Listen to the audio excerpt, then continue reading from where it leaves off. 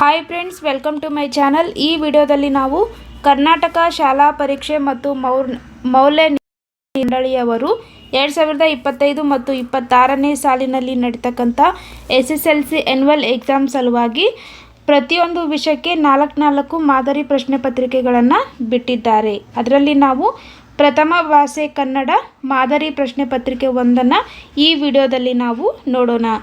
ನೋಡಿ, ಒಟ್ಟಾರೆಯಾಗಿ ನಿಮಗೆ ಎಕ್ಸಾಮ್ ಬರೆಯಲು 3 ಗಂಟೆ 15 ನಿಮಿಷಗಳ ಕಾಲಾವಕಾಶ ಇರುತ್ತೆ. ಒಟ್ಟು ಗರಿಷ್ಠ ಅಂಕಗಳು 100.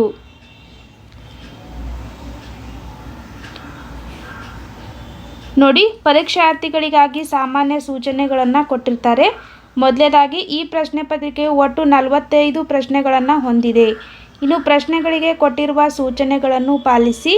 3. ಬಲಭಾಗದಲ್ಲಿ ಕೊಟ್ಟಿರುವ ಅಂಕಿಗಳು ಪ್ರಶ್ನೆಗಳಿಗಿರುವ ಪೂರ್ಣ ಅಂಕಗಳನ್ನು ತೋರಿಸುತ್ತದೆ.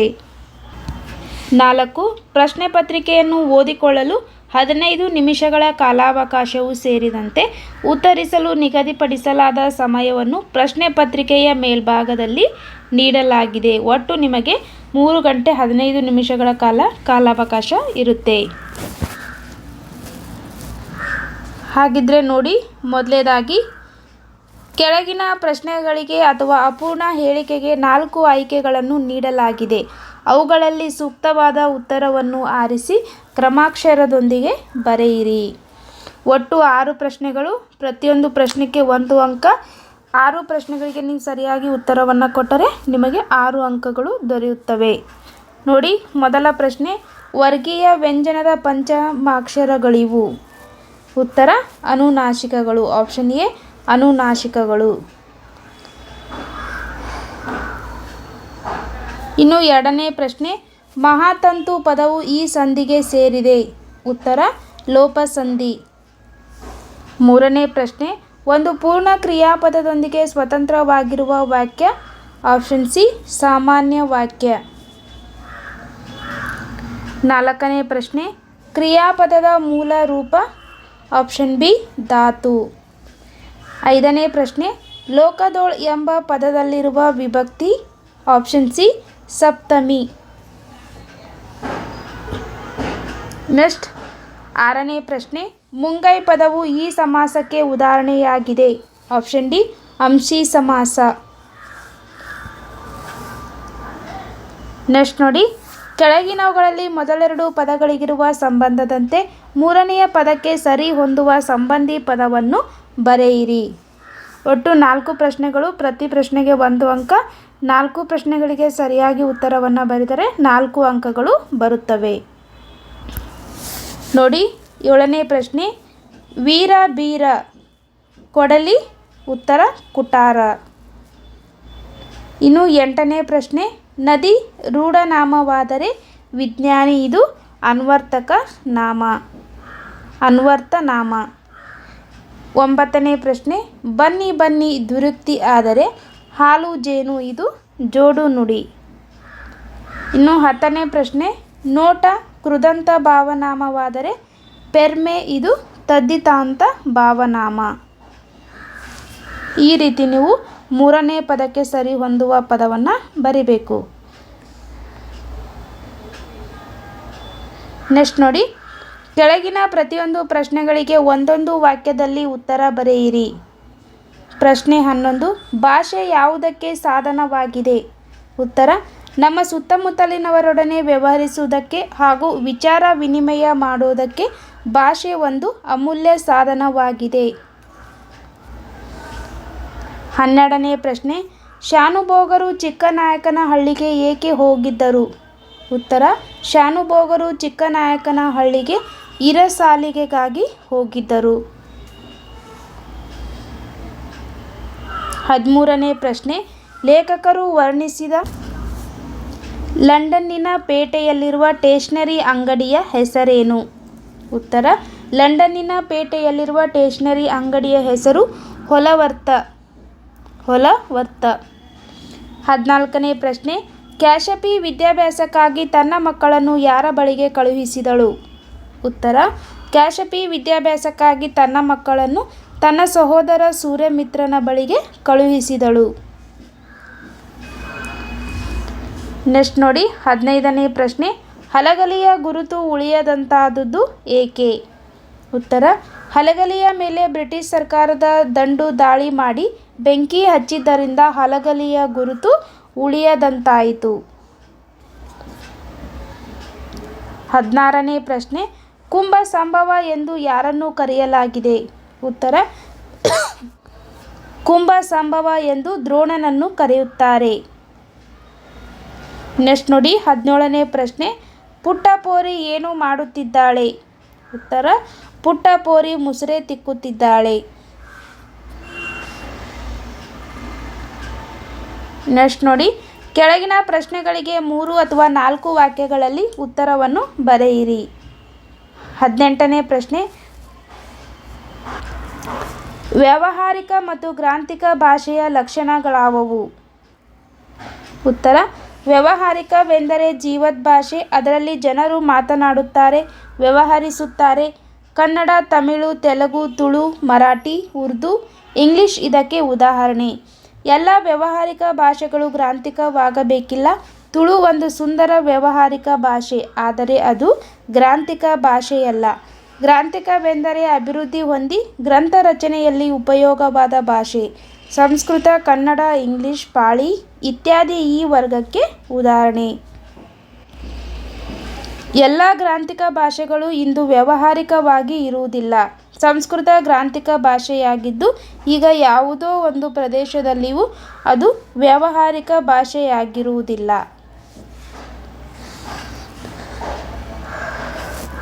ನೆಕ್ಸ್ಟ್ ನೋಡಿ 19ನೇ ಪ್ರಶ್ನೆ, ನಾಲ್ವಡಿ ಕೃಷ್ಣರಾಜ ಒಡೆಯರ ಕಾಲದಲ್ಲಿ ಕಾರ್ಯರೂಪಕ್ಕೆ ಬಂದ ನೀರಾವರಿ ಯೋಜನೆಗಳಾವುವು? ಉತ್ತರ, ಕೃಷ್ಣರಾಜ ಒಡೆಯರ ಕಾಲದಲ್ಲಿ ಅಂದರೆ ಕ್ರಿಸ್ತಶಕ 1900ರಲ್ಲಿ ಶಿವನಸಮುದ್ರ ಬಳಿಯ ಕಾವೇರಿ ನದಿಯಿಂದ ಜಲವಿದ್ಯುತ್ ಉತ್ಪಾದನಾ ಕೇಂದ್ರ ಪ್ರಾರಂಭವಾಯಿತು. ಇದು ಭಾರತ ಮಾತ್ರವಲ್ಲ, ಏಷ್ಯಾ ಖಂಡದಲ್ಲಿಯೇ ಮೊದಲ ಜಲವಿದ್ಯುತ್ ಯೋಜನೆಯಾಗಿದೆ. ಕ್ರಿಸ್ತಶಕ 1907ರಲ್ಲಿ ಮಾರಿ ಕಣಿವೆಯಲ್ಲಿ ವಾಣಿ ವಿಲಾಸ್ ಸಾಗರ ಅಣೆಕಟ್ಟನ್ನು ಕಟ್ಟಲಾಯಿತು. 1911ರಲ್ಲಿ ಕೃಷ್ಣರಾಜಸಾಗರ ಅಣೆಕಟ್ಟನ್ನು ನಿರ್ಮಿಸಲಾಯಿತು. ಇವು ನೀರಾವರಿ ಕ್ಷೇತ್ರಕ್ಕೆ ನಾಲ್ವಡಿ ಕೃಷ್ಣರಾಜ ಒಡೆಯರು ನೀಡಿದ ಬೃಹತ್ ಕೊಡುಗೆಯಾಗಿವೆ. 20ನೇ ಪ್ರಶ್ನೆ, ಲಂಡನ್ನಿನ ಹೆಣ್ಣು ಮಕ್ಕಳು ಯಾವ ಕೆಲಸದಲ್ಲಿ ನಿಯುಕ್ತರಾಗಿರುತ್ತಾರೆ? ಉತ್ತರ, ಲಂಡನ್ನಿನಲ್ಲಿ ಗಂಡಿಗಿಂತ ಹೆಣ್ಣು ಹೆಚ್ಚಿದ್ದ ಹಾಗೆ ಕಾಣುತ್ತದೆ. ಎಲ್ಲ ಅಂಗಡಿಗಳಲ್ಲಿ ಸಾಮಾನ್ಯವಾಗಿ ಸ್ತ್ರೀಯರೇ ಕೆಲಸ ಮಾಡುತ್ತಾರೆ. ಉಪಹಾರ ಗೃಹಗಳಲ್ಲಿ, ದೊಡ್ಡ ಅಂಗಡಿಗಳಲ್ಲಿ ಹೆಣ್ಣು ಮಕ್ಕಳಿರುತ್ತಾರೆ. ಟೈಪಿಸ್ಟ್, ಕಾರ್ಕೂನ್ ಕೂಡ ಹೆಣ್ಣು ಮಗಳು. ಸಿನಿಮಾ ಗೃಹದಲ್ಲಿ ಜಾಗ ಹುಡುಕಿ ಕೊಡುವವರು ಹೆಣ್ಣು ಮಕ್ಕಳು. ಕಾಲೇಜಿನ ಸಿಪಾಯಿನಿ ಹೆಣ್ಣು ಮಕ್ಕಳು.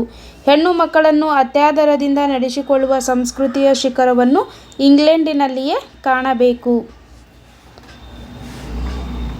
21ನೇ ಪ್ರಶ್ನೆ, ಸೂರ್ಯಮಿತ್ರನು ಮಾವನೆಂದು ತಿಳಿದಾಗ ವಾಯುಭೂತಿಯ ಪ್ರತಿಕ್ರಿಯೆ ಹೇಗಿತ್ತು? ಉತ್ತರ, ಕಿರಿಯವನಾದ ವಾಯುಭೂತಿ ತನ್ನ ಸೋದರ ಮಾವ ಸೂರ್ಯಮಿತ್ರನು ತಮಗೆ ಮಾಡಿದ್ದೆಲ್ಲವೂ ಅನ್ಯಾಯವೆಂದು ಬಗೆದನು. ನಾವು ಭಿಕ್ಷೆ ಎತ್ತಿಕೊಂಡು ಬಂದ ಕೂಳಿಗೆ ತುಸು ಎಣ್ಣೆಯನ್ನಾಗಲಿ ತುಸು ಮಜ್ಜಿಗೆಯನ್ನಾಗಲಿ ನಮ್ಮ ಭಾವ ಕುಡಿಸಲಿಲ್ಲ.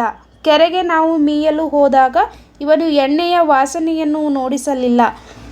ಆಗಾಗ ನೆಂಟರಿಷ್ಟರನ್ನು ಕರೆಸಿ ನಮ್ಮ ಕಣ್ಣೆದುರೇ ದಿವ್ಯಾಹಾರವನ್ನು ಇವನು ಉಣ್ಣುತ್ತಿದ್ದನು. ಆಳುಗಳಿಗೂ ಔತಣದೂಟವಾಗುತ್ತಿತ್ತು. ಯಾವ ಹಬ್ಬದಲ್ಲೂ ನಮಗೆ ಇವನು ಊಟ ಬಡಿಸಲಿಲ್ಲ. ಇವನು ಪಂಚಮಹಾಪಾತಕನೇ ಸರಿ. 7-8 ವರ್ಷ ನಮ್ಮನ್ನು ಶತ್ರುಗಳಂತೆ ನಡೆಸಿಕೊಂಡವನಲ್ಲ ಎಂದು ತನ್ನ ಮನಸ್ಸಿನಲ್ಲಿ ವಾಯುಭೂತಿಯು ಸೂರ್ಯಮಿತ್ರನ ಬಗೆಗೆ ಕ್ರೋಧವನ್ನು ತುಂಬಿಕೊಂಡನು. 22ನೇ ಪ್ರಶ್ನೆ, ಹೊಸಗಾಲದ ಹಸು ಮಕ್ಕಳನ್ನು ಹಕ್ಕಿ ಹೇಗೆ ಹರಿಸಿದೆ? ಉತ್ತರ, ಕಾಲವು ಯುಗಯುಗಗಳ ಹಣೆಬರಹವನ್ನು ಅಳಿಸಿ ಹಾಕಿ ಹೊಸತನವನ್ನು, ಹೊಸ ಹಣೆಬರಹವನ್ನು ಬರೆದು ಎಲ್ಲರಿಗೂ ಬದಲಾವಣೆಯಾಗುವ ಒಳ್ಳೆಯ ಭಾಗವನ್ನು ತೆರೆದು ಕೊಟ್ಟಿದೆ. ಹಾಗೆಯೇ ರೆಕ್ಕೆಯ ಬೀಸುತ್ತಾ ಮೇಲಕ್ಕೆ ಹಾರುವ ಈ ಹೊಸಗಾಲದ ಹಸು ಮಕ್ಕಳಿಗೆ ಹೊಸ ಚೇತನವನ್ನು ನೀಡುತ್ತಾ ಉತ್ತಮ ಭವಿಷ್ಯಕ್ಕಾಗಿ ಹರಿಸಿದೆ. ನೆಕ್ಸ್ಟ್ ನೋಡಿ 23ನೇ ಪ್ರಶ್ನೆ, ಹಲಗಲಿಗೆ ದಂಡು ಬರಲು ಕಾರಣವೇನು? ಉತ್ತರ, ಹಲಗಲಿಯ ಬೇಡರಾದ ಪೂಜಾರಿ ಹನುಮ, ಬ್ಯಾಡರ ಬಾಲ, ರಾಮ, ಜಡಗ ಇವರುಗಳು ಬ್ರಿಟಿಷ್ ಸರ್ಕಾರ ಹೊರಡಿಸಿದ ನಿಶಸ್ತ್ರೀಕರಣದ ಆದೇಶವನ್ನು ವಿರೋಧಿಸಿ ತಮ್ಮಲ್ಲಿರುವ ಆಯುಧಗಳನ್ನು ಕೊಡಲು ಒಪ್ಪದೆ ದಂಗೆ ಎದ್ದರು. ಈ ದಂಗೆಯನ್ನು ಹತ್ತಿಕ್ಕಲು ಬಂದ ಕಾರಕೂನನ ಕಪಾಳಕ್ಕೆ ಹೊಡೆದು ಸಿಪಾಯಿಗಳನ್ನು ಹೊಡೆದುರುಳಿಸಿದರು. ಇದರಿಂದ ಕೋಪಗೊಂಡ ಕುಂಪಣಿ ಸರ್ಕಾರದ ಅಧಿಕಾರಿಗಳು ಹಲಗಲಿಯ ಬೇಡರ ದಂಗೆಯನ್ನು ಬಗ್ಗುಬಡಿಯಲು ದಂಡನ್ನು ಕರೆಯಿಸಿದರು.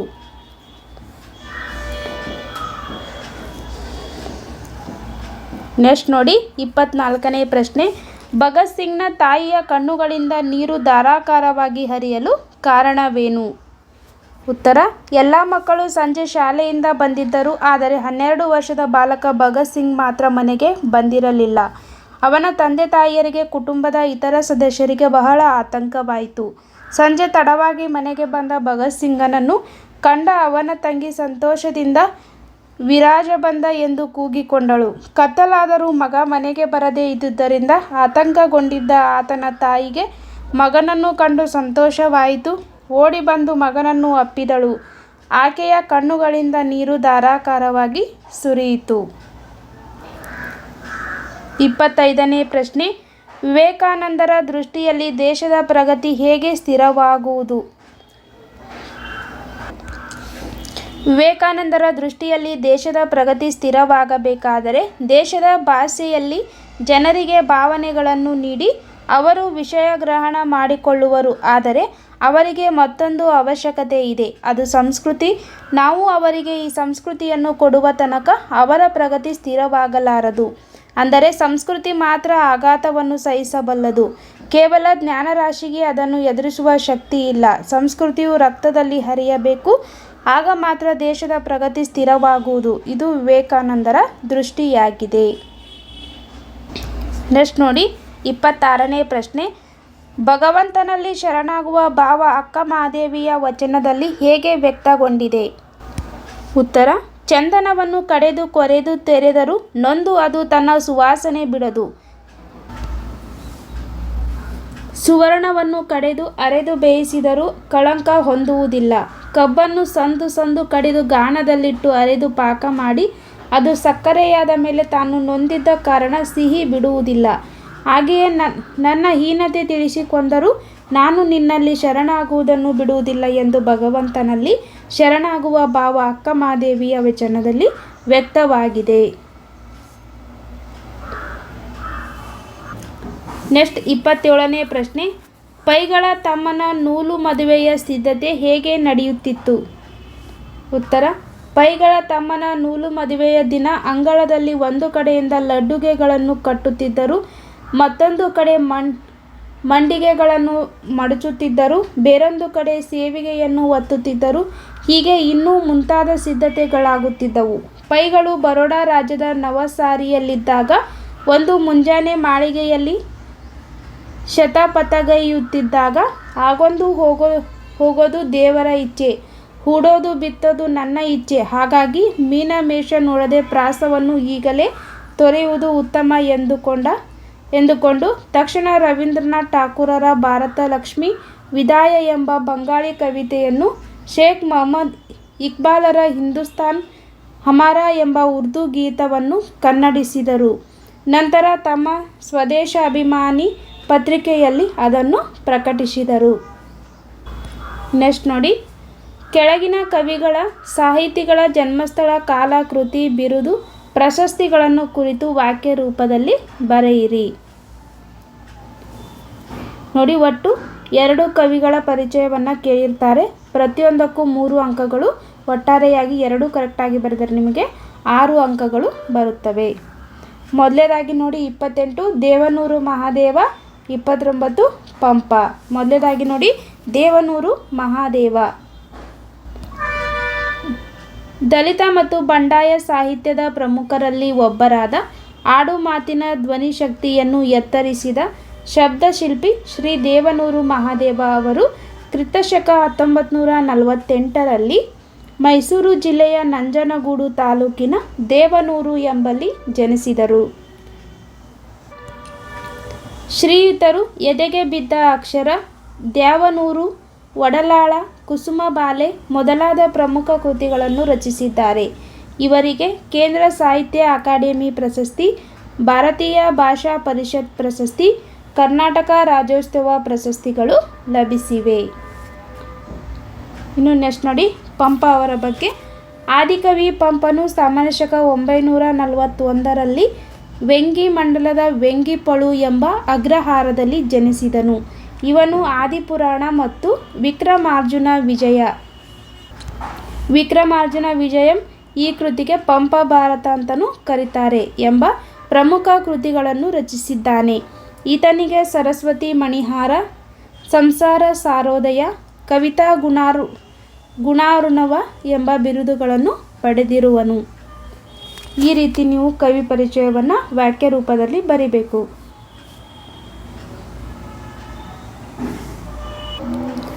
ನೋಡಿ, ಕೆಳಗಿನ ಪದ್ಯಭಾಗಕ್ಕೆ ಪ್ರಾಸ್ತಾರ ಹಾಕಿ ಗಣ ವಿಭಾಗ ಮಾಡಿ ಛಂದಸ್ಸಿನ ಹೆಸರನ್ನು ಬರೆಯಿರಿ.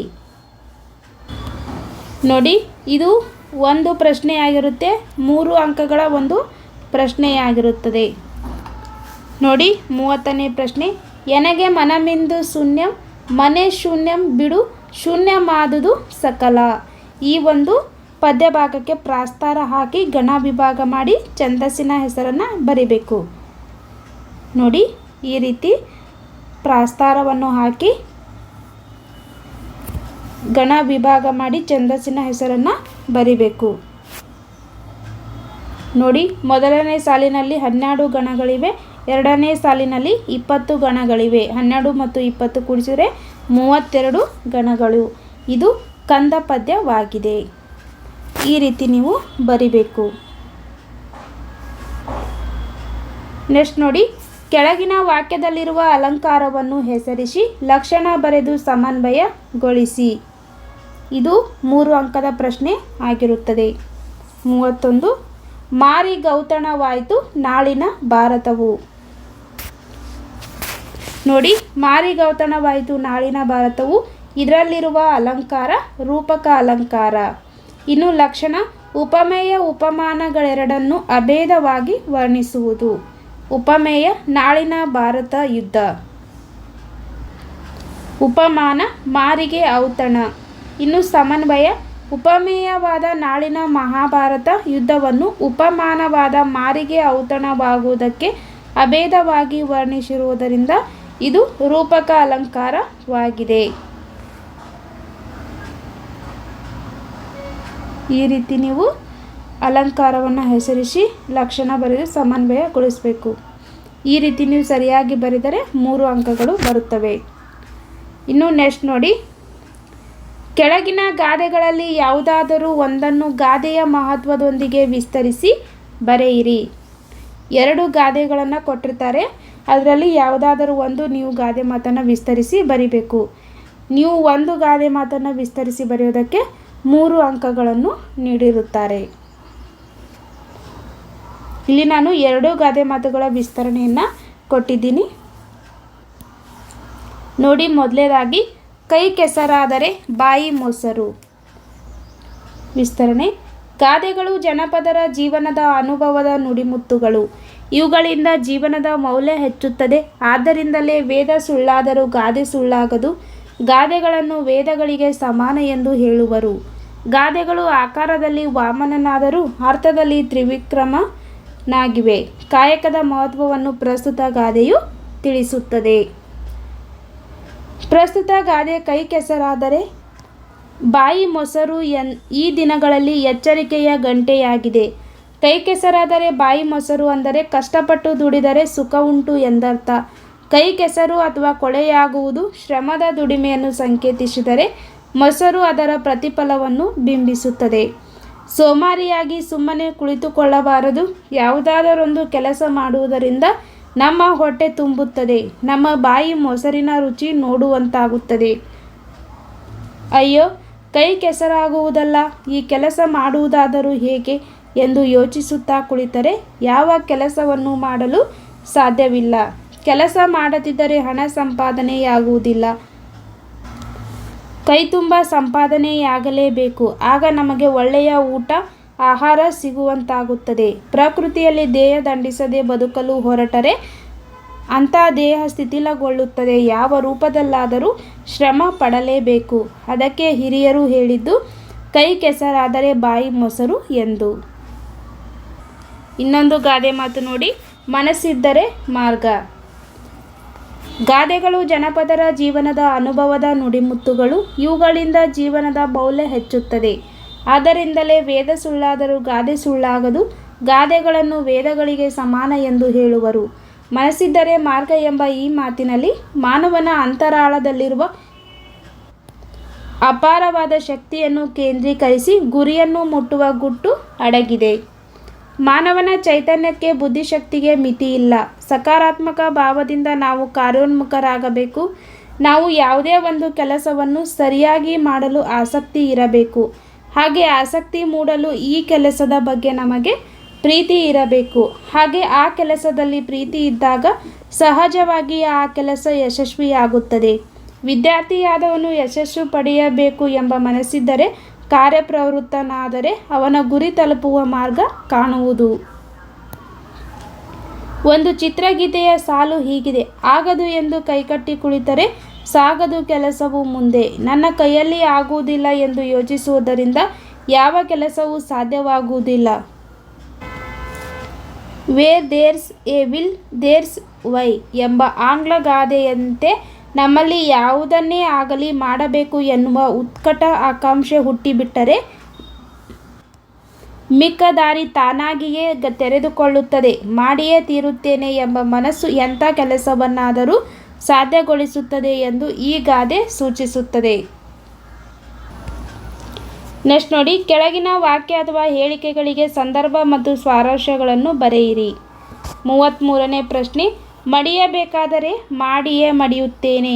ನೋಡಿ, ಈ ಪ್ರತಿಯೊಂದು ಪ್ರಶ್ನೆಯು 3 ಅಂಕಗಳನ್ನು ಹೊಂದಿರುತ್ತವೆ. 6 ಪ್ರಶ್ನೆಗಳು, 3 ಅಂಕಗಳು, ಒಟ್ಟಾರೆಯಾಗಿ 18 ಅಂಕದ ಪ್ರಶ್ನೆಗಳು. ಮೊದಲನೇದಾಗಿ ನೋಡಿ, ಆಯ್ಕೆ.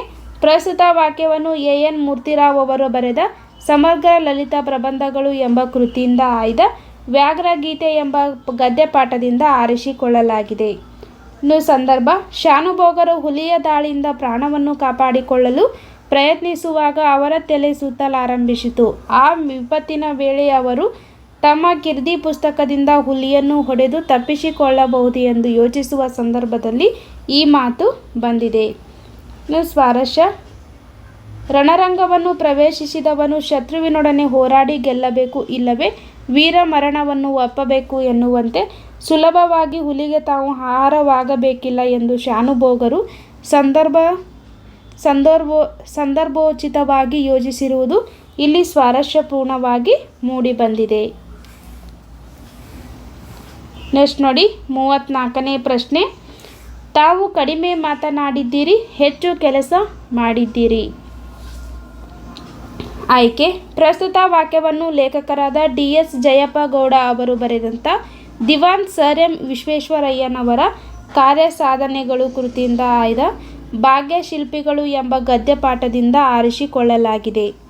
ಸಂದರ್ಭ, ಸೆಪ್ಟೆಂಬರ್ 15, 1960ರಂದು ಸರ್ ಎಂ ವಿಶ್ವೇಶ್ವರಯ್ಯನವರು ಶತಮಾನೋತ್ಸವವನ್ನು ಬೆಂಗಳೂರಿನಲ್ಲಿ ಆಚರಿಸಲಾಯಿತು.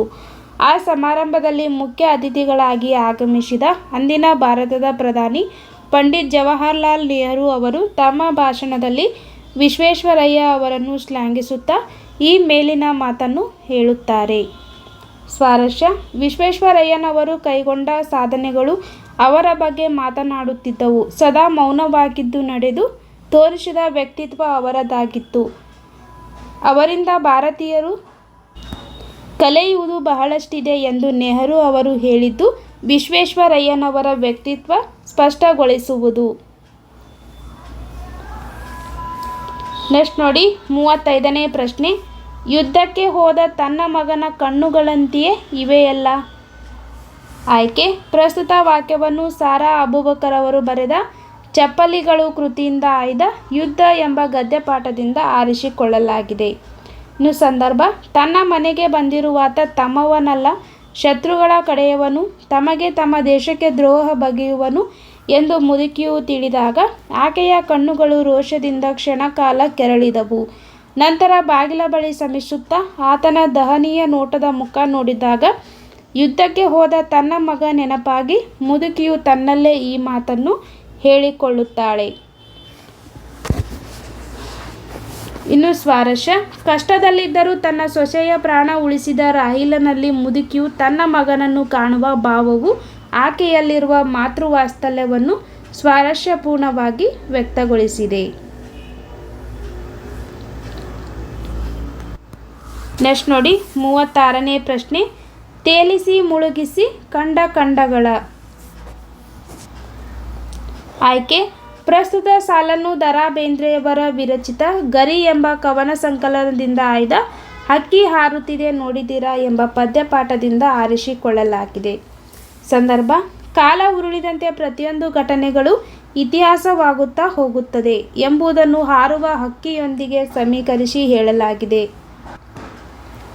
ಕಾಲ ಎಂಬ ಪಕ್ಷಿ ತನ್ನ ಪಯಣದಲ್ಲಿ ಸಣ್ಣ ಪುಟ್ಟ ರಾಜಮನೆತನದ ದೊಡ್ಡ ದೊಡ್ಡ ಸಾಮ್ರಾಜ್ಯಗಳನ್ನು ಹುಟ್ಟಿಸಿ ಬೆಳೆಸಿ ಅವರ ಫಸಲನ್ನು ಕೊಯ್ಲು ಮಾಡಿದೆ. ಸಣ್ಣ ದೊಡ್ಡ ಕೋಟೆ ಕೊತ್ತಲಗಳನ್ನು ನಾಶಪಡಿಸಿ ಕಂಡ ಖಂಡಗಳನ್ನು ತೇಲಿಸಿ ಮುಳುಗಿಸಿದೆ. ತಾನೇ ಸಾರ್ವಭೌಮ ಎಂದು ಮೆರೆಯುತ್ತಿದ್ದವರ ನೆತ್ತಿಯನ್ನು ಕುಕ್ಕಿದೆ ಎಂದು ಹೇಳುವ ಸಂದರ್ಭದಲ್ಲಿ ಈ ಮಾತು ಬಂದಿದೆ. ಸ್ವಾರಸ್ಯ, ನಿಸರ್ಗದ ಹೊಂದಾಣಿಕೆಯಂತೆ ಕಾಲ ಉರುಳುತ್ತದೆ. ಎಷ್ಟೇ ಪ್ರಭಾವಶಾಲಿಯಾದರೂ ಕಾಲಚಕ್ರದ ಮುಂದೆ ಎಲ್ಲರೂ ತಲೆ ಬಾಗಲೇಬೇಕು. ಎಷ್ಟೇ ದೊಡ್ಡ ವ್ಯಕ್ತಿಯಾಗಲಿ ಸಾಮ್ರಾಜ್ಯವಾಗಲಿ ಜಗತ್ತಿನಲ್ಲಿ ಯಾರು ಮತ್ತು ಯಾವುದು ಶಾಶ್ವತವಲ್ಲವೆಂಬುದು ಸ್ವಾರಸ್ಯಪೂರ್ಣವಾಗಿ ವ್ಯಕ್ತವಾಗಿದೆ. ನೆಕ್ಸ್ಟ್ ನೋಡಿ 37ನೇ ಪ್ರಶ್ನೆ. ದಿನಪಸುತನಂ ಕೊಲಿಸಿದ ನೆಲನೊಡನೆ ಮತ್ತೆ ಪುದುವಾಳ್ದ ಪೇನೆ. ಆಯ್ಕೆ. ಈ ವಾಕ್ಯವನ್ನು ಮಹಾಕವಿ ರನ್ನ ಬರೆದಿರುವ ಸಾಹಸ ಭೀಮ ವಿಜಯ ಎಂಬ ಕೃತಿಯಿಂದ ಆರಿಸಿರುವ ಚಲಮನೆ ಮೆರೆವೆಂ ಎಂಬ ಪದ್ಯಭಾಗದಿಂದ ಆರಿಸಿಕೊಳ್ಳಲಾಗಿದೆ. ಸಂದರ್ಭ: ನಾನು ಭೂಮಿಗಾಗಿ ಹೋರಾಡುವೆನೆಂದು ಭಾವಿಸಿದ್ದೀರಾ? ಛಲಕ್ಕಾಗಿ ಪಾಂಡವರೊಡನೆ ಹೋರಾಡುವೆನು. ಈ ಭೂಮಿ ನನಗೆ ಪಾಳು ಭೂಮಿ. ದಿನಪಸುತನನಾದ ಕರ್ಣನನ್ನು ಕೊಲ್ಲಿಸಿದ ಈ ಭೂಮಿಯೊಡನೆ ನಾನು ಮತ್ತೆ ಬಾಳುವೆನೆ. ನೆಕ್ಸ್ಟ್ ನೋಡಿ, ಹಕ್ಕಿಯ ಕೊರಲಿಂಪು ಹಸುರು. ಆಯ್ಕೆ. ಈ ವಾಕ್ಯವನ್ನು ಕುವೆಂಪು ಅವರ ಪಕ್ಷಿಕಾಶಿ ಎಂಬ ಕವನ ಸಂಕಲನದಿಂದ ಆರಿಸಲಾಗಿರುವ ಹಸುರು ಎಂಬ ಪದ್ಯದಿಂದ ಆರಿಸಿಕೊಳ್ಳಲಾಗಿದೆ.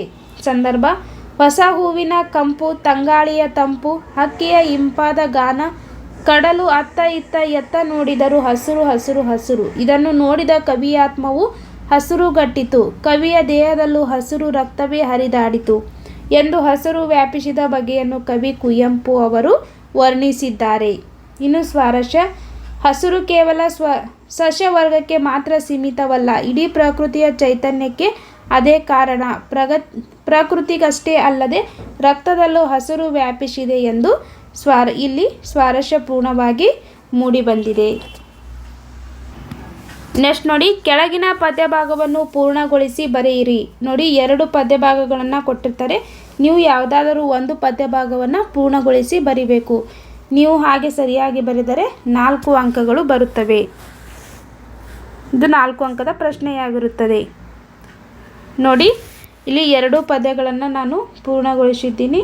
ಮೊದಲನೇದಾಗಿ, ಕಲುಷಿತವಾದಿ ನದಿ ಜಲಗಳಿಗೆ ಮುಂಗಾರಿನ ಮಳೆಯಾಗೋಣ, ಬರಡಾಗಿರುವಿರಿ ಕಾಡುಮೇಡುಗಳ ವಸಂತವಾಗುತ್ತ ಮುಟ್ಟೋಣ. ಅಥವಾ ಮತಗಳೆಲ್ಲವೂ ಪಥಗಳು ಎನ್ನುವ ಹೊಸ ಎಚ್ಚರದೊಳು ಬದುಕೋಣ, ಭಯ ಸಂಶಯದೊಳು ಕಂದಿನ ಕಣ್ಣೊಳು ನಾಳಿನ ಕನಸನ್ನು ಬಿತ್ತೋಣ. ಈ ರೀತಿ ಪದ್ಯಭಾಗವನ್ನು ನೀವು ಪೂರ್ಣಗೊಳಿಸಿ ಸರಿಯಾಗಿ ಬರೆದರೆ 4 ಅಂಕಗಳು ಬರುತ್ತವೆ. ನೆಕ್ಸ್ಟ್ ನೋಡಿ, ಕೆಳಗಿನ ಪದ್ಯಭಾಗವನ್ನು ಓದಿ ಅರ್ಥ ಮಾಡಿಕೊಂಡು ಅಡಕವಾಗಿರುವ ಮೌಲ್ಯವನ್ನಾಧರಿಸಿ ಸಾರಾಂಶ ಬರೆಯಿರಿ. ಇದಕ್ಕೆ 1 × 4 = 4. ಇದು ಕೂಡ 4 ಅಂಕದ ಪ್ರಶ್ನೆಯಾಗಿದೆ. ನೋಡಿ, 40ನೇ ಪ್ರಶ್ನೆ. ಮಾರಿಗೌತಣವಾಯಿತು ನಾಳಿನ ಭಾರತವು, ಚದುರಂಗ ಬಲದಲ್ಲಿ ಕೌರವನ ಋಣ ಹೀಗೆ ರಣದಲ್ಲಿ, ಸುಬಟ ಕೋಟಿಯನ್ನು ತೀರಿಸಿಯೇ ಪತಿಯ ವಸರಕ್ಕೆ ಶರೀರವನ್ನು ನೂಕುವೆನು, ನಿನ್ನೆಯ ವೀರರೈವರ ನೋಯಿಸೆನು ರಾಜೀವ ಸಕನಾಣಿ.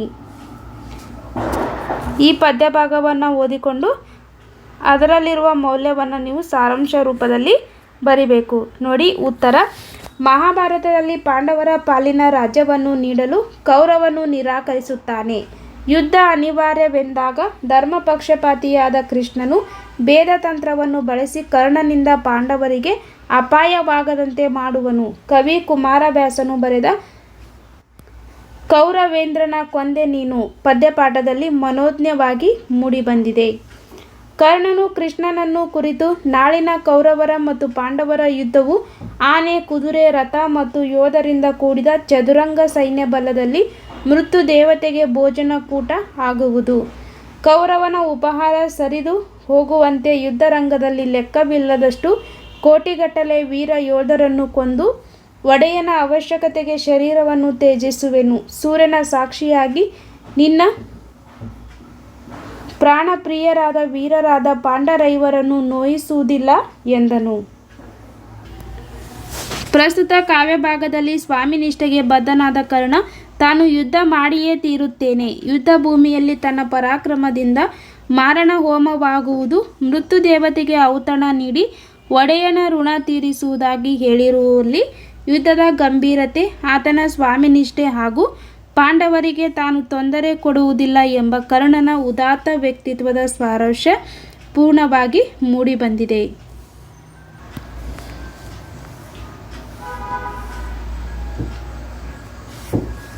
ನೆಕ್ಸ್ಟ್ ನೋಡಿ, ಕೆಳಗಿನ ಪ್ರಶ್ನೆಗಳಿಗೆ 8 ಅಥವಾ 10 ವಾಕ್ಯಗಳಲ್ಲಿ ಉತ್ತರವನ್ನು ಬರೆಯಿರಿ.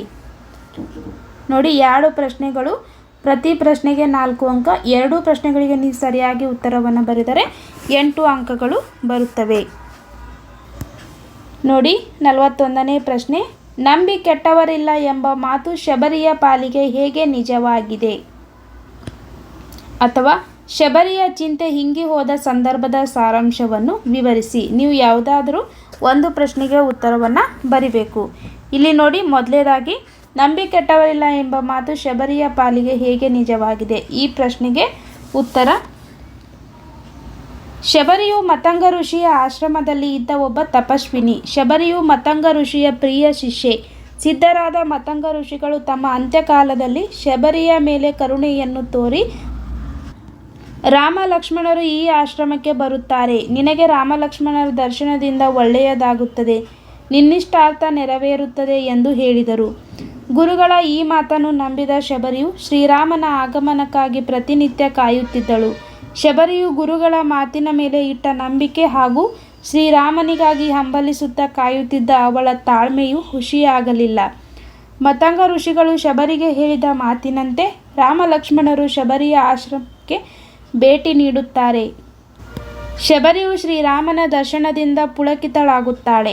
ಶಬರಿಯು ರಾಮ ಲಕ್ಷ್ಮಣರನ್ನು ಕಂಡು ಬೆರಗಾಗಿ ಹತ್ತಿರಕ್ಕೆ ಬಂದು ಮೈಯನ್ನು ಮುಟ್ಟಿ ಕಾಲಿಗೆ ಬಿದ್ದು ನಮಸ್ಕರಿಸಿ ಕೈಯನ್ನು ಕಣ್ಣಿಗೆ ಒತ್ತಿಕೊಳ್ಳುತ್ತಾಳೆ. ಅಯ್ಯೋ, ಏನೂ ಸಿದ್ಧತೆ ಇಲ್ಲ, ನಿನ್ನೆಯಷ್ಟೇ ಚೆನ್ನವಿಲ್ಲ ಎಂದು ಹಂಬಲಿಸಿ ತನ್ನ ಮನದ ಬಯಕೆಯಂತೆ ಬಗೆ ಬಗೆಯ ಸುವಾಸನೆಯುಳ್ಳ ಹೂಮಾಲೆಯನ್ನು ಕೊರಳಿಗೆ ಹಾಕಿ ಹಬ್ಬ ಎಂದು ಹಿಗ್ಗಿ ಹಿಗ್ಗಿ ಸಂತಸ ಪಡುತ್ತಾಳೆ. ನಂತರ ಜಗದಲ್ಲಿ ಇದರಷ್ಟು ರುಚಿಯಾದ ಹಣ್ಣೇ ಇಲ್ಲ, ನಿಮಗೆಂದು ತಂದೆನೆಂದು ಹೇಳುತ್ತಾ ನಾನೇ ಅವರ ಕೈಯಲ್ಲಿ ಸವಿಯಾದ ಹಣ್ಣುಗಳನ್ನು ನೀಡಿ ಉಪಚರಿಸುತ್ತಾಳೆ. ಶಬರಿಯು ಶ್ರೀರಾಮನಲ್ಲಿ ತನಗೆ ಮುಕ್ತಿಯನ್ನು ನೀಡುವಂತೆ ಬೇಡಿಕೊಂಡು ವೇದಿಯಲ್ಲಿದ್ದ ಅಗ್ನಿಯನ್ನು ಪ್ರವೇಶಿಸಿ ಮುಕ್ತಿಯನ್ನು ಪಡೆಯುತ್ತಾಳೆ. ಮುನಿಗಳ ಮಾತನ್ನು ನಂಬಿ ಹಲವಾರು ವರ್ಷಗಳಿಂದ ರಾಮನ ದರ್ಶನಕ್ಕಾಗಿ ಸಹನೆಯಿಂದ ಕಾಯುತ್ತಾ ಶ್ರೀರಾಮನು ತನ್ನ ಬಳಿಗೆ ಬರುವ ಸುದಿನವನ್ನು ಎದುರು ನೋಡುತ್ತಿದ್ದ ಶಬರಿಗೆ ರಾಮನ ದರ್ಶನವಾಗುತ್ತದೆ. ಶಬರಿಯ ಮನದಾಸೆ ಈಡೇರುತ್ತದೆ. ಹಾಗಾಗಿ ನಂಬಿ ಕೆಟ್ಟವರಿಲ್ಲ ಎಂಬ ಮಾತು ಶಬರಿಯ ಪಾಲಿಗೆ ನಿಜವಾಗಿದೆ. ಇನ್ನು 2ನೇ ಪ್ರಶ್ನೆ ನೋಡಿ, ಶಬರಿಯ ಚಿಂತೆ ಹಿಂಗಿ ಹೋದ ಸಂದರ್ಭದ ಸಾರಾಂಶವನ್ನು ವಿವರಿಸಿ. ನೀವು 2ರಲ್ಲಿ ಒಂದು ಕ್ವಶನ್ಗೆ ಉತ್ತರವನ್ನು ಕೊಡಬೇಕು. ನೋಡಿ, 2ನೇ ಪ್ರಶ್ನೆಗೆ ಉತ್ತರ, ರಾಮ ಲಕ್ಷ್ಮಣರನ್ನು ಕಂಡು ಶಬರಿ ಹಿಂಗಿ ಸಂತಸವನ್ನು ತುಂಬಿಕೊಳ್ಳುತ್ತಾಳೆ. ರಾಮ ಲಕ್ಷ್ಮಣರಿಗೆ ರುಚಿಕರ ಹಣ್ಣುಗಳನ್ನು ನೀಡಿ ಸತ್ಕರಿಸುತ್ತಾಳೆ. ರಾಮನನ್ನು ಕಂಡ ತಾನು ಪರಮಸುಖಿ ಎಂದು ನರ್ತಿಸುತ್ತಾಳೆ. ರಾಮನು ಕೂಡ ನಿನ್ನೀ ಆದರದಿಂದ ನಾವು ಸುಖಿ, ನಿನಗೆ ನಾನು ಋಣಿ ಎನ್ನುತ್ತಾನೆ. ಶಬರಿಯು ಕಣ್ಣೀರು ತುಂಬಿಕೊಂಡು ನನ್ನ ಜಾಡನ್ನು ಹಿಡಿದು ಬಂದು ಸಂತಸ ನೀಡಿದ್ದೀರಿ, ಹಸಿವು ತೃಷೆ ಹೀಂಗಿತೆ, ನಾನೊಬ್ಬಳು ಬಡವಿ, ನನ್ನ ಮೇಲೆ ಮರುಕ ತೋರಿದ್ದೀರಾ ಎನ್ನುತ್ತಾಳೆ. ಶ್ರೀರಾಮನು, ನಿನ್ನ ಆತಿಥ್ಯದಲ್ಲಿ ಸ್ವಲ್ಪವೂ ಕೊರತೆ ಇಲ್ಲ. ನಮ್ಮ ಅರಮನೆಗಿಂತ ನಿನ್ನ ಆಶ್ರಮವೇ ಚಂದ. ನಿನ್ನ ಮನೆಯೇ ನಮ್ಮ ಮನೆ, ನೀನೇ ತಾಯಿಯಂತೆ ಎನ್ನುತ್ತಾನೆ. ಶಬರಿಯು, ನಿನ್ನ ರೂಪದಂತೆ ನಿನ್ನ ಮಾತು ಸುಂದರ ಹಾಗೂ ಉದಾರ. ನಾನು ಧನ್ಯಳಾದೆ. ಸಿದ್ಧ ಮಾತಂಗರ ವರ ನನಗೆ ಫಲಿಸಿತು. ನಿಮ್ಮನ್ನು ಕಂಡು ಪುಣ್ಯವೂ ತುಂಬಿತು. ಗುರುಪೂಜೆಯನ್ನು ಮಾಡಿದ ಪುಣ್ಯ ನನಗೆ ಇಂದು ಸೇರಿತು. ನನ್ನ ಚಿಂತೆಯೆಲ್ಲ ಹಿಂಗಿ ಹೋಯಿತು ಎನ್ನುತ್ತಾಳೆ. ಶ್ರೀರಾಮನು ಗುರುಗಳ ಮಹಿಮೆಯನ್ನು ಬಲ್ಲೆನೆಂದು ಹೇಳುತ್ತಾ ದುಃಖವನ್ನು ಮರೆಸಿ ಶಾಂತಿ ನೀಡುವ ಈ ವನದಲ್ಲಿ ಶುದ್ಧ ಪ್ರೇಮ ಮೂರ್ತಿ ನೀನು ಇದೆಯೇ ಈ ದಿನ ನಮಗೆ ಸುದಿನ ಎಂದು ಶಬರಿಯನ್ನು ಬಾಯಿ ತುಂಬ ಹೊಗಳುತ್ತಾನೆ. ನೆಕ್ಸ್ಟ್ ನೋಡಿ 42ನೇ ಪ್ರಶ್ನೆ. ಲವನು ಯಜ್ಞಾಂಶವನ್ನು ಕಟ್ಟಲು ಕಾರಣವೇನು? ಅಥವಾ ಲವನಲ್ಲಿದ್ದ ಕ್ಷಾತ್ರಗುಣ ವೀರಲವ ಪದ್ಯದಲ್ಲಿ ವ್ಯಕ್ತಗೊಂಡಿರುವುದನ್ನು ನಿಮ್ಮ ಮಾತುಗಳಲ್ಲಿ ಬರೆಯಿರಿ. ಉತ್ತರ: ರಾಮನ ಅಶ್ವಮೇಧ ಯಾಗದ ಕುದುರೆ ದೇಶ ದೇಶಗಳಲ್ಲಿ ಸಂಚರಿಸುತ್ತದೆ. ಶ್ರೀರಾಮನ ಯಾಗದ ಕುದುರೆ ಎಂದು ತಿಳಿದು ರಾಜ ಮಹಾರಾಜರುಗಳು ಅದನ್ನು ಕಟ್ಟಿ ಹಾಕದೆ ನಮಸ್ಕರಿಸಿ ಕಳುಹಿಸುತ್ತಾರೆ. ಹೀಗೆ ಭೂಮಂಡಲದಲ್ಲೆಲ್ಲ ಸಂಚರಿಸುತ್ತಾ ಬಂದ ಕುದುರೆ ವಾಲ್ಮೀಕಿ ಆಶ್ರಮದ ಉಪವನದ ಹುಲ್ಲನ್ನು ಕಂಡು ಆಕರ್ಷಿತವಾಗಿ ತಿನ್ನಲು ಬಯಸಿ ಉದ್ಯಾನವನವನ್ನು ಪ್ರವೇಶಿಸಿತು. ಅಲ್ಲಿಂದ ಹೂವಿನ ಗಿಡಗಳನ್ನು ಚೆನ್ನಾಗಿ ತುಳಿದು ಹುಲ್ಲನ್ನು ತಿನ್ನಲಾರಂಭಿಸಿತು. ಉದ್ಯಾನವನದ ಮೇಲುಸ್ತಾರಿಯನ್ನು ನೋಡಿಕೊಳ್ಳುತ್ತಿದ್ದ ಲವನು ಕುದುರೆಯನ್ನು ಕಟ್ಟಿ ಹಾಕಲು ಬಂದಾಗ ಅದರ ಹಣೆಯಲ್ಲಿದ್ದ ಲೇಖನವನ್ನು ಓದುತ್ತಾನೆ. ಈ ಭೂಮಿಯಲ್ಲಿ ಕೌಶಲ್ಯೆಯ ಮಗ ರಾಮನೊಬ್ಬನೇ ವೀರನು. ಅವನ ಯಾಗದ ಕುದುರೆ ಇದು. ಇದನ್ನು ಕಟ್ಟಿ ಹಾಕುವ ವೀರರು ಯಾರಾದರೂ ಇದ್ದರೆ ಕಟ್ಟಿ ಹಾಕಬಹುದು. ಈ ಮಾತುಗಳಿಂದ ಲವನು ಕೋಪಗೊಳ್ಳುತ್ತಾನೆ. ಕೌಶಲ್ಯೆಯ ಮಗ ರಾಮನು ಮಾತ್ರ ವೀರನೇ? ಜಾನಕಿಯ ಮಗನಾದ ನಾನು ವೀರನಲ್ಲವೇ? ತಾನೀಗ ಕುದುರೆಯನ್ನು ಕಟ್ಟಿ ಹಾಕದಿದ್ದರೆ ಲೋಕದ ಜನರು ತನ್ನ ಮಾತೆಯಾದ ಜಾನಕಿಯನ್ನು ಬಂಜೆ ಎನ್ನದೇ ಇರುವರೆ ಎಂದು ತನ್ನ ಉತ್ತರೀಯದಿಂದ ಆ ಕುದುರೆಯನ್ನು ಬಾಳೆ ಗಿಡಕ್ಕೆ ಕಟ್ಟಿ ಹಾಕಲು ಮುಂದಾಗುತ್ತಾನೆ. ಆಗ ಅಲ್ಲಿದ್ದ ತಪಸ್ವಿ ಪುತ್ರರು, ಅದು ಅರಸರ ಕುದುರೆ, ಅದನ್ನು ಕಟ್ಟಿ ಹಾಕಿದರೆ ನಮ್ಮನ್ನು ಹೊಡೆಯುವರು ಎಂದು ಬಾಲಸಹಜ ಭಯದಿಂದ ಹೇಳಿದಾಗ, ಋಷಿಯ ಮಕ್ಕಳಾದ ನೀವು ಅಂಜಿದರೆ ಕ್ಷತ್ರಿಯ ಕುಲಜನಾದ ನಾನು ಹೆದರುವುದೇ ಎಂದು ಆ ಕುದುರೆಯನ್ನು ಕಟ್ಟಿ ಹಾಕುತ್ತಾನೆ. ಇನ್ನು 2ನೇ ಪ್ರಶ್ನೆ ನೋಡಿ. ಲವಣನಲ್ಲಿದ್ದ ಕ್ಷಾತ್ರಗುಣ ವೀರಲವ ಪದ್ಯದಲ್ಲಿ ವ್ಯಕ್ತಗೊಂಡಿರುವುದನ್ನು ನಿಮ್ಮ ಮಾತುಗಳಲ್ಲಿ ಬರೆಯಿರಿ. ಉತ್ತರ: ಬಾಲಕನಾದ ಲವಣನಲ್ಲಿದ್ದ ಕ್ಷತ್ರಿಯ ಸಹಜವಾದ ವರ್ತನೆ, ಧೈರ್ಯ, ಸಾಹಸ ಪ್ರವೃತ್ತಿ, ಯಾವುದೇ ಕಾರ್ಯದಲ್ಲಿ ಎದೆಗುಂದದೆ ಮುನ್ನುಗ್ಗುವ ನಾಯಕತ್ವದ ಗುಣವನ್ನು ಸಹಜ ಸುಂದರವಾಗಿ ವರ್ಣಿಸಿದ್ದಾನೆ. ವಾಲ್ಮೀಕಿ ಮುನಿಗಳ ತನಗೆ ಉದ್ಯಾನವನದ ರಕ್ಷಣೆಯ ಜವಾಬ್ದಾರಿಯನ್ನು ಕೊಟ್ಟಿರುವುದರಿಂದ ಬಾಲಕ ಲವ ಅದರ ಆರೈಕೆಯನ್ನು ನಿಷ್ಠೆಯಿಂದ ಮಾಡುತ್ತಿದ್ದನು. ಶ್ರೀರಾಮನ ಯಾಗದ ಕುದುರೆ ಬಂದು ಉದ್ಯಾನವನದ ಹೂಗಿಡಗಳನ್ನು ನುಗ್ಗು ನುರಿಯಾಗುವಂತೆ ತುಳಿಯುತ್ತಿರುವುದನ್ನು ಕಂಡು ಆತನಿಗೆ ಕೋಪ ತಡೆಯಲಾಗಲಿಲ್ಲ. ಯಾವುದೇ ಕುದುರೆ ನಮ್ಮ ಉದ್ಯಾನವನಕ್ಕೆ ಬಂದಿದೆಯಲ್ಲ ಎಂದು ಆತ ಅದರ ಹತ್ತಿರ ಹೋಗುತ್ತಾನೆ. ಅದರ ಹಣೆಯ ಪಟ್ಟಿಯಲ್ಲಿದ್ದ ಲೇಖನ ಆತನ ಕ್ಷಾತ್ರ ರಕ್ತ ಮತ್ತಷ್ಟು ಕುದಿಯುವಂತೆ ಮಾಡುತ್ತದೆ. ಕೌಶಲ್ಯ ಪುತ್ರನಾದ ರಾಮನೊಬ್ಬನೇ ವೀರನಂತೆ ಜಾನಕಿಯ ಮಗನಾದ ನಾನು ವೀರನಲ್ಲವೇ ಎನ್ನುವಲ್ಲಿ ಕ್ಷತ್ರಿಯ ಪುತ್ರಿ ಜಾನಕಿಯ ಮಗನಾದ ಲವನಲ್ಲಿರುವ ಕ್ಷಾತ್ರ ತೇಜಸ್ಸು ಹೊಮ್ಮಿ ರಾಮನ ಗರ್ವವನ್ನು ಬಿಡಿಸದಿದ್ದರೆ ನನಗೆ ಇರುವ ತೋಳುಗಳು ಏತಕ್ಕೆಂದು ವೀರಾವೇಶದಿಂದ ಕುದುರೆಯನ್ನು ಕಟ್ಟಿ ಹಾಕಲು ಮುಂದಾಗುತ್ತಾನೆ. ಇನ್ನು ಶಾಂತಿಪ್ರಿಯರಾದ ಮುನಿಕುಮಾರರ ಬೇಡ ಅರಸರ ಕುದುರೆ ಎಂದು ಭಯಭೀತರಾದರೆ, ಮುನಿಸುತರ ಮಕ್ಕಳು ಹೆದರಿದರೆ ಜಾನಕಿಯ ಮಗ ನಿದೇಕೆ ಬೆದರುವನೆ ಎಂದು ತನ್ನಲ್ಲಿ ರಕ್ತಗತವಾಗಿ ಬಂದಿರುವ ಧೈರ್ಯ, ಶೌರ್ಯ, ಬಾಲಸಹಜ ಸಾಹಸ ಪ್ರವೃತ್ತಿಯನ್ನು ಮರೆಯುತ್ತಾನೆ. ಹೀಗೆ ಲವನ ಕ್ಷಾತ್ರಗುಣ ಪದ್ಯದುದ್ದಕ್ಕೂ ಅರ್ಥಪೂರ್ಣವಾಗಿ ಮೂಡಿಬಂದಿದೆ.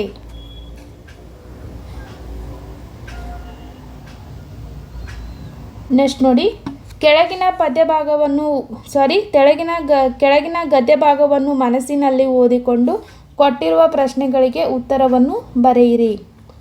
ಈ ರೀತಿ ನಿಮಗೆ ಒಂದು ಗದ್ಯದ ಒಂದು ಭಾಗವನ್ನು ಕೊಟ್ಟಿರ್ತಾರೆ. ಇದರಲ್ಲಿನೇ 2 ಪ್ರಶ್ನೆಗಳನ್ನು ನೋಡಿ. ಈ ರೀತಿ 2 ಪ್ರಶ್ನೆಗಳನ್ನು ಕೇಳಿರುತ್ತಾರೆ. ನೀವು ಇದನ್ನು ಪಾಸ್ ಮಾಡಿ ಓದ್ಕೊಳ್ಳಿ.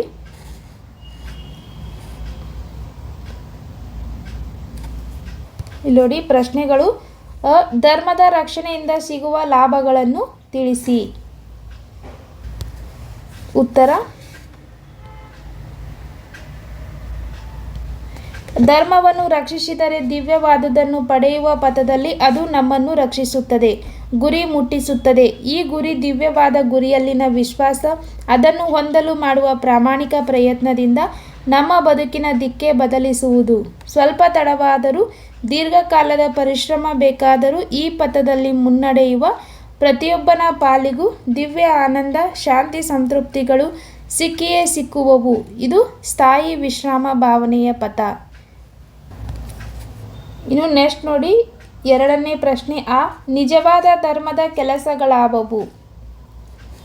ಉತ್ತರ: ಧರ್ಮ 2 ಕೆಲಸಗಳನ್ನು ಮಾಡಿಕೊಡುತ್ತದೆ. ಒಂದು, ಮನುಷ್ಯ ಮನಸ್ಸಿನ ಪುನರಾರಚನೆ, ಸಂಚಲವಾದ ಮನಸ್ಸನ್ನು ನಿಗ್ರಹಿಸಿ ಅದರ ಗತಿ ವೇಗಗಳನ್ನು ಉದಾತ್ತ ಗುರಿಯೆಡೆಗೆ ತಿರುಗಿಸುತ್ತದೆ. ಇನ್ನೊಂದು, ಸಮಾಜದ ವಿವಿಧ ವ್ಯಕ್ತಿಗಳೊಂದಿಗೆ ಬಾಂಧವ್ಯ ಮತ್ತು ಸಹಕಾರದ ಬಾಳ್ವೆಗೆ ತಕ್ಕ ವ್ಯವಸ್ಥೆ ಮಾಡುತ್ತದೆ. ಇನ್ನು ನೆಕ್ಸ್ಟ್ ನೋಡಿ, ಕೆಳಗಿನ ಯಾವುದಾದರೂ ಒಂದಕ್ಕೆ ಕೊಟ್ಟಿರುವ ಮಾಹಿತಿಯನ್ನು ಆಧರಿಸಿ ಪತ್ರ ಬರೆಯಿರಿ. 44ನೇ ಪ್ರಶ್ನೆ. 2 ವಿಷಯಕ್ಕೆ ಪತ್ರಗಳನ್ನು ಕೊಟ್ಟಿರ್ತಾರೆ. ನೀವು ಯಾವುದಾದ್ರೂ ಒಂದು ವಿಷಯವನ್ನು ಆರಿಸಿಕೊಂಡು ಪತ್ರವನ್ನು ಬರಿಬೇಕು. ನೋಡಿ, ನಿಮ್ಮನ್ನು ಚಿಕ್ಕಮಗಳೂರು ಜಿಲ್ಲೆಯ ಕೊಪ್ಪ ತಾಲೂಕಿನ ಗುಡ್ಡೆತೋಟ ಗ್ರಾಮದ ನಿವಾಸಿ ಅನ್ನಪೂರ್ಣ ಎಂದು ಭಾವಿಸಿಕೊಂಡು ಗ್ರಾಮದಲ್ಲಿ ಸರ್ಕಾರಿ ಪದವಿ ಪೂರ್ವ ಕಾಲೇಜು ಆರಂಭಿಸುವಂತೆ ಕೋರಿ ಶಿಕ್ಷಣ ಸಚಿವರಿಗೆ ಪತ್ರವನ್ನು ಬರೆಯಿರಿ. ಅಥವಾ ನಿಮ್ಮನ್ನು ಹಾಸನದ ಸರ್ಕಾರಿ ಪ್ರೌಢಶಾಲೆಯ ವಿದ್ಯಾರ್ಥಿ ಮೋಹನ್ ಎಂದು ಭಾವಿಸಿಕೊಂಡು ಪಾಲಕರ ಸಭೆಗೆ ಆಹ್ವಾನಿಸಿ ಶಿವಮೊಗ್ಗದಲ್ಲಿ ವಾಸವಾಗಿರುವ ಶಾರದಾ ಎಂಬ ಹೆಸರಿನ ತಾಯಿಗೆ ಪತ್ರವನ್ನು ಬರೆಯಿರಿ.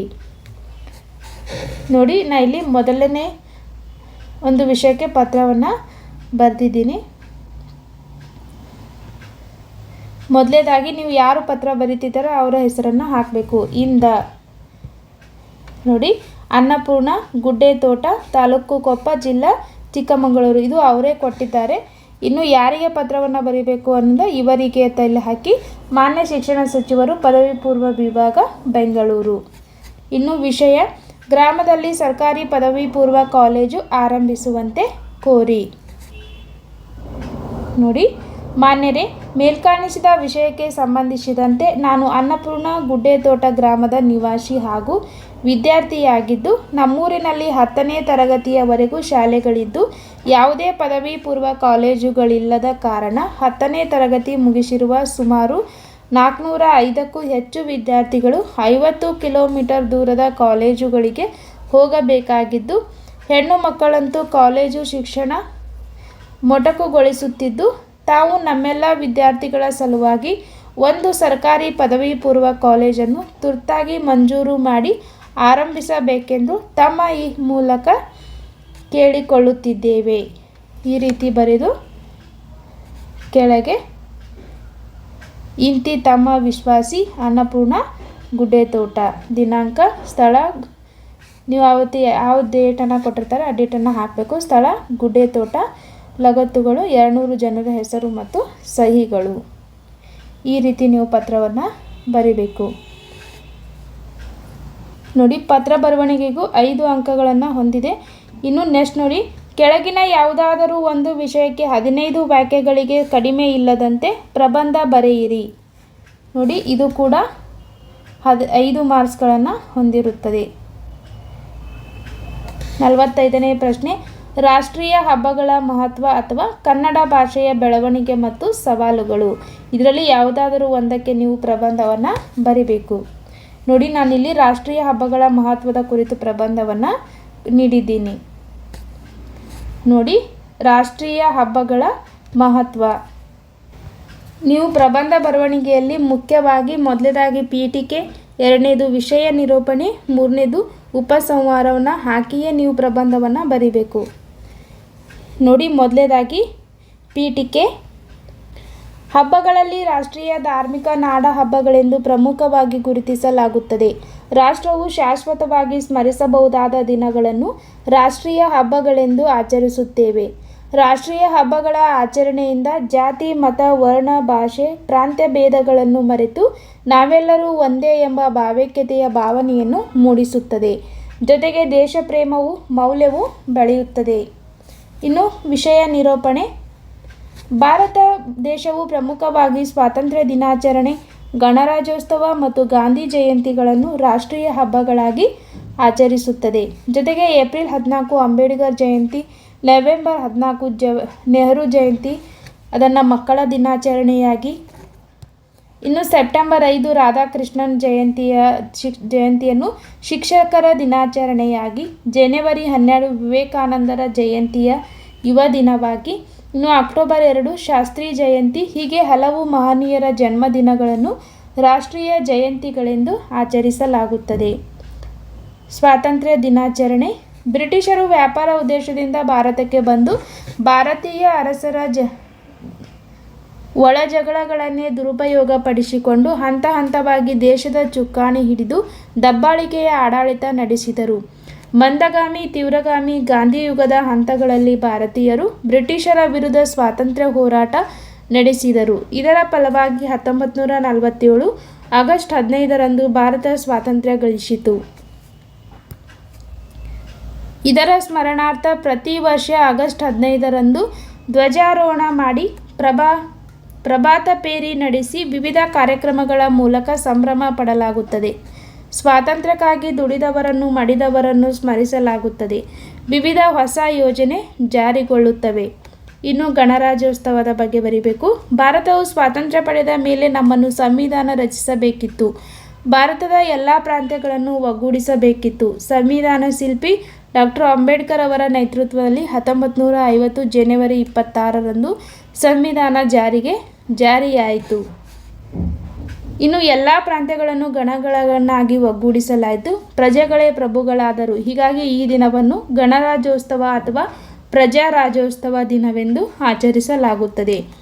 ಉಕ್ಕಿನ ಮನುಷ್ಯ ಸರ್ದಾರ್ ವಲ್ಲಭಭಾಯಿ ಪಟೇಲರ ಮುಂದಾಳತ್ವದಲ್ಲಿ ಪ್ರಾಂತ್ಯಗಳನ್ನೆಲ್ಲ ಸೇರಿ ಏಕೀಕೃತ ಭಾರತವಾಯಿತು.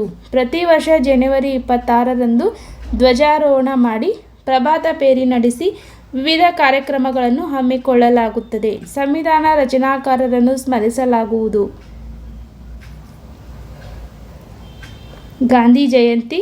ಸ್ವಾತಂತ್ರ್ಯ ಹೋರಾಟದ ಮುಂದಾಳತ್ವ ವಹಿಸಿದ ಮಹಾತ್ಮರು ಹರಿಜನ ಉದ್ಧಾರ, ಗ್ರಾಮ ಸ್ವರಾಜ್ಯ, ಮಹಿಳಾ ಸಬಲೀಕರಣ, ಸಾಮಾಜಿಕ ಪಿಡುಗುಗಳ ನಿವಾರಣೆ ಹೀಗೆ ಹಲವು ಸುಧಾರಣೆಯ ಹರಿಕಾರರಾಗಿ ಗಾಂಧೀಜಿ ಭಾರತ ಮಾತ್ರವಲ್ಲ ವಿಶ್ವದ ತುಂಬ ಗೌರವಕ್ಕೆ ಪಾತ್ರರಾದರು. ಹೀಗಾಗಿ ಪ್ರತಿ ವರ್ಷ ಅಕ್ಟೋಬರ್ 2ರಂದು ಗಾಂಧೀಜಿ ಜಯಂತಿಯನ್ನು ಆಚರಿಸಲಾಗುತ್ತದೆ. ಜನವರಿ 30 ಇವರ ಪುಣ್ಯತಿಥಿಯಂದು ಹುತಾತ್ಮರ ದಿನ ಮತ್ತು ವಿಶ್ವ ಶಾಂತಿ ದಿನವೆಂದು ಆಚರಿಸಲಾಗುತ್ತದೆ. ಅಂದು ಸರ್ವಧರ್ಮ ಪ್ರಾರ್ಥನೆ, ಸ್ವಚ್ಛತೆಯ ಶ್ರಮದಾನ ಮತ್ತು ವಿವಿಧ ಕಾರ್ಯಕ್ರಮಗಳಿರುತ್ತವೆ. ಇನ್ನು ಕೊನೆಯದಾಗಿ ಉಪಸಂಹಾರ ನೋಡಿ. ರಾಷ್ಟ್ರೀಯ ಹಬ್ಬದಲ್ಲಿ ಶಾಲಾ, ಕಾಲೇಜು, ಕಚೇರಿಗಳಲ್ಲಿ ರಾಷ್ಟ್ರಧ್ವಜ ಹಾರಿಸಿ ವಿವಿಧ ಕಾರ್ಯಕ್ರಮ ಮತ್ತು ಯೋಜನೆಗಳನ್ನು ರೂಪಿಸಲಾಗುತ್ತದೆ. ಜಯಂತಿಗಳಂದು ಅವರ ಸ್ಮರಣೆ ಮಾಡಿ ಗೌರವಿಸಲಾಗುತ್ತದೆ. ಭಾವೈಕ್ಯತೆ, ದೇಶಭಕ್ತಿ, ಸ್ವಾಭಿಮಾನ, ಹಿರಿಯರ ಗೌರವ ಮುಂತಾದ ಮೌಲ್ಯಗಳನ್ನು ಬಿತ್ತಲು ಈ ಹಬ್ಬಗಳನ್ನು ಸಹಕಾರಿ. ಈ ಹಬ್ಬಗಳಲ್ಲಿ ನಮ್ಮ ಮನೆಯ ಆಚರಣೆಯಂತೆ ಎಲ್ಲರೂ ಪಾಲ್ಗೊಳ್ಳಬೇಕು. ಮಾತೃಧರ್ಮಗಳೇನೇಕ, ಮಾತೃಭಾಷೆಗಳನ್ನೇಕ, ಆದರೆ ಮಾತೃಭೂಮಿ ಒಂದೇ, ಅದು ಭಾರತ. ಇದಕ್ಕಾಗಿ ದುಡಿಯೋಣ, ಇದಕ್ಕಾಗಿ ಮಡಿಯೋಣ. ಈ ರೀತಿ ನೀವು ಪ್ರಬಂಧವನ್ನು ಬರೆದರೆ ನಿಮಗೆ 5 ಅಂಕಗಳು ಸುಲಭವಾಗಿ ದೊರೆಯುತ್ತವೆ. ಇಲ್ಲಿಗೆ 2026ರಲ್ಲಿ ನಡೆಯುವ SSLC ಎಕ್ಸಾಮ್ ಸಲುವಾಗಿ ಬಿಟ್ಟಿರ್ತಕ್ಕಂಥ ಕನ್ನಡ ಮಾದರಿ ಪ್ರಶ್ನೆ ಪತ್ರಿಕೆ 1 ಮುಗಿತು. ಇನ್ನು ಮುಂದಿನ ಎಲ್ಲ ಮಾದರಿ ಪ್ರಶ್ನೆ ಪತ್ರಿಕೆಗಳಿಗಾಗಿ ನಮ್ಮ ಚಾನಲನ್ನು ಸಬ್ಸ್ಕ್ರೈಬ್ ಮಾಡಿ. ಹಾಗೆ ನಿಮಗೆ ಯಾವುದೇ ಒಂದು ಅಧ್ಯಾಯದ LBA ಪ್ರಶ್ನೋತ್ತರಗಳು ಹಾಗೂ ಕ್ವಶನ್ ಪೇಪರ್ಗಳಿಗಾಗಿ ನಮ್ಮ ಚಾನಲನ್ನು ಸಬ್ಸ್ಕ್ರೈಬ್ ಮಾಡಿ ಮತ್ತು ಕಮೆಂಟ್ ಮಾಡಿ. ವಿಡಿಯೋ ನೋಡಿದ್ದಕ್ಕಾಗಿ ಧನ್ಯವಾದಗಳು.